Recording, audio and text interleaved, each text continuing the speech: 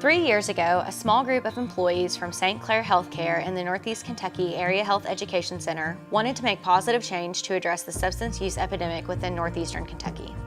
But the problem was far too big for any one organization to tackle on its own. Overdose rates within this area are much higher than the state, Appalachian, and national averages, according to the NRHA overdose mapping tool. Thus, the Northeast Kentucky Substance Use Response Coalition was formed. The coalition is now a formal network of healthcare and social service organizations representing 18 counties, focused on building a community-based approach to addressing our region's opioid and substance use crisis. Coalition members represent multiple sectors and include St. Clair Healthcare and its hosted Northeast Kentucky Area Health Education Center, Achieving Recovery Together, a recovery community organization, the Clark County Health Department, Comprehend Inc. and Pathways Inc. Community Mental Health Centers, Tri-State Primary Care, the Kentucky Rural Healthcare Information Organization, and the Gateway District Health Department.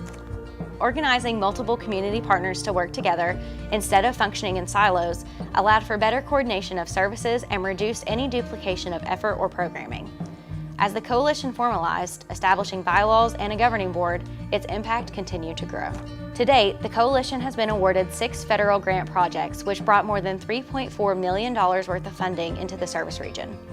More importantly, this funding has enabled the coalition to facilitate meaningful projects, gather data, and establish much-needed interventions within local communities.